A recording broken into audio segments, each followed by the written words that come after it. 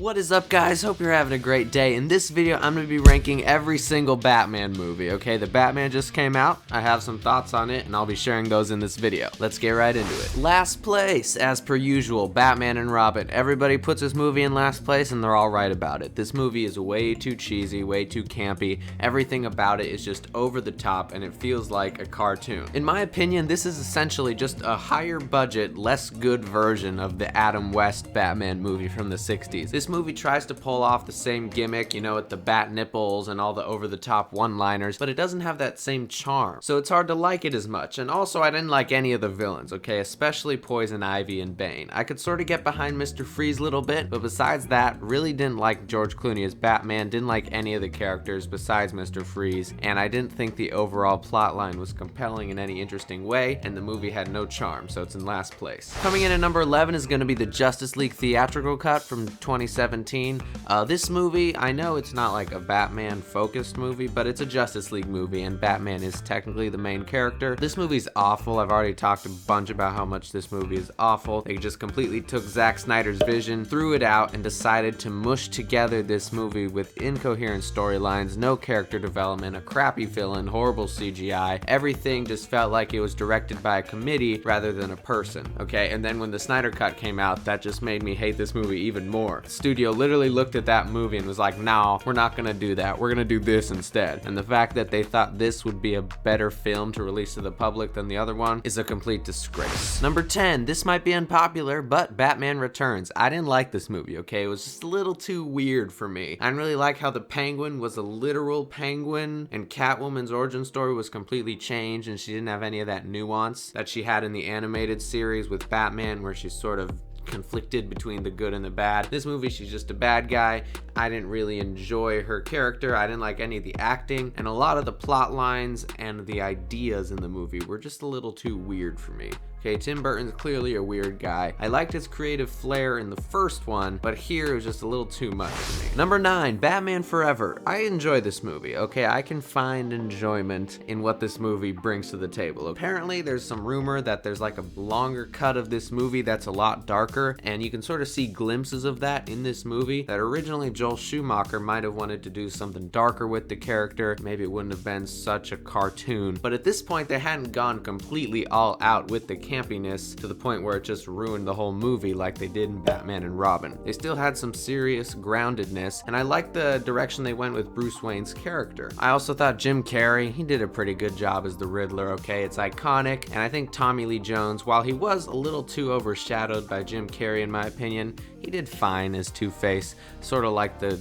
energy that he brought. Some people don't like him for some reason as a character, but I thought he was okay. And also the bat nipples were really weird. I don't know why they decided to include that. Number 8, Batman 66. I love this movie. Technically, it doesn't hold up by today's standard, but when it comes to what that movie was trying to go for, it succeeded and knocked it out of the park. The TV show was a huge hit back then. It was based off the comics, which I hear were more campy back then. I don't really read comic books, but apparently there's like a whole history. And back in the 60s, they were campy, so that's why the show is campy. This movie does do a really good job at delivering on what you want, okay? If you watch the show, which I watched all 3 seasons of, seeing all 4 of these villains working together is just phenomenal. I love how cheesy and energetic and over the top their performances are. Everything about the acting and the performances and the gimmicks and everything just hits so hard in this movie. It's great. They truly knocked it out of the park here. I know it doesn't hold up by today's standards, but that doesn't matter, okay? It's aiming for a completely different thing. And when it comes to the thing they're aiming for, this sort of self-parody,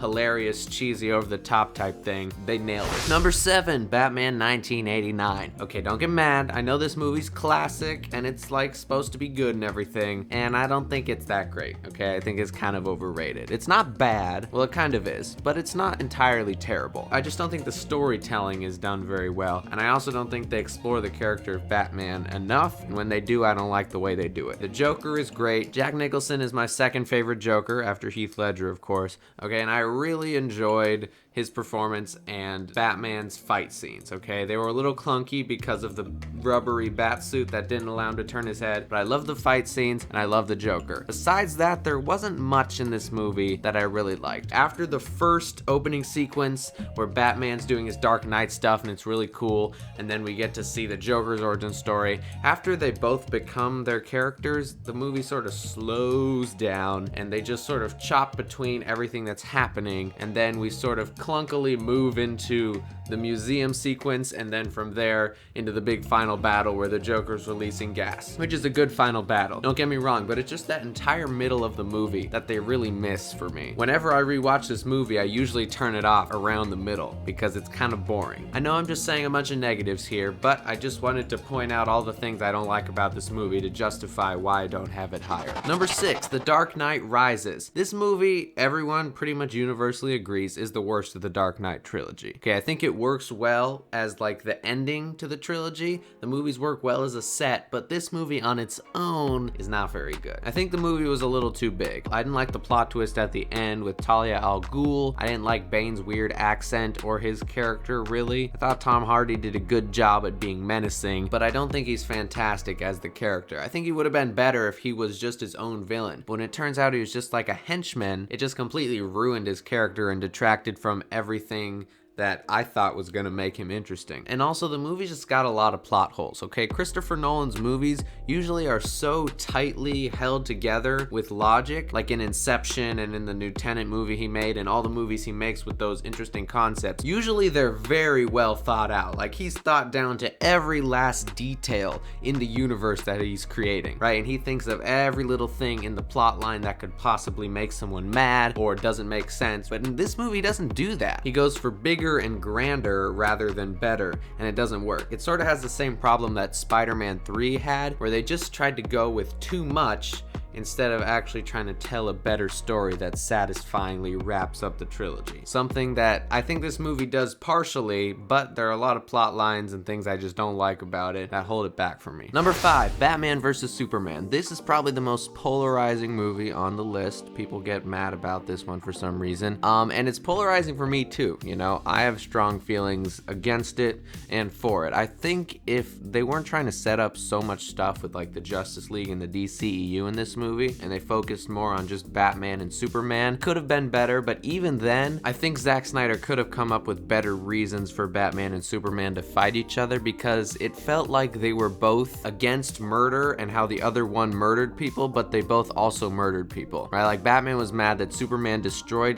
the entirety of Metropolis and killed a bunch of people, and then Superman hates Batman because he goes around killing people and branding criminals. It sort of takes you out of it. And also, I don't really like Jesse Eisenberg's Lex Luthor.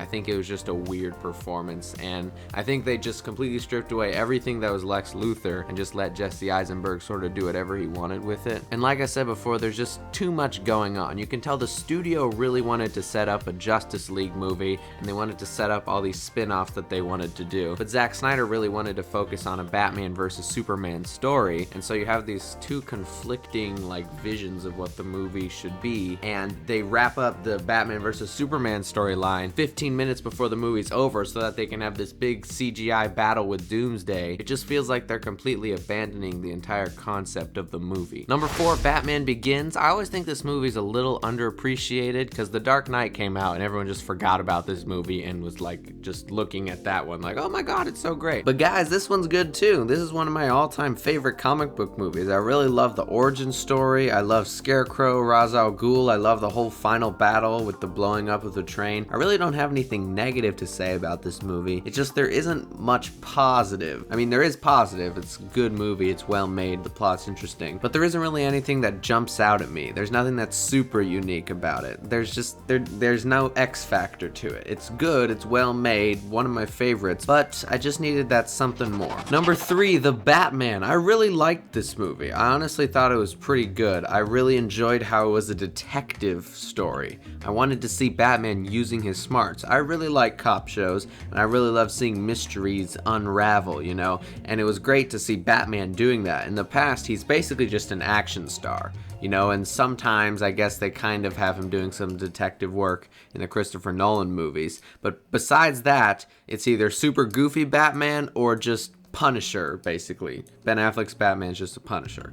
And I've never really gotten to see the world's greatest detective as he's advertised all over the place. But here we really get to see that, right? And we also get some great villains, a great mystery for him to unravel. Probably my favorite Gotham City. Lots of people like to say Gotham City is a character, and that's very true. If you get Gotham City right, then your movie is automatically 10 times better. Because Gotham City needs to feel alive. It needs to feel like it's just the worst place on earth, and it's just crawling with all this crap that Batman needs to fix. And this movie does a great job at painting that, I guess. There were some problems for me. I didn't really like the pacing, especially at the end when they sort of just tacked on a final battle type thing for Batman to do. But besides that, and just like a few nitpicks, it was pretty good. Like, I really enjoyed this movie. Number 2, Zack Snyder's Justice League. I really like this movie. I'm just gonna come out and say it. I think it is my favorite superhero team-up movie. Unless I'm forgetting something. I don't think I'm forgetting anything, but this is probably my favorite one. I loved the concept. I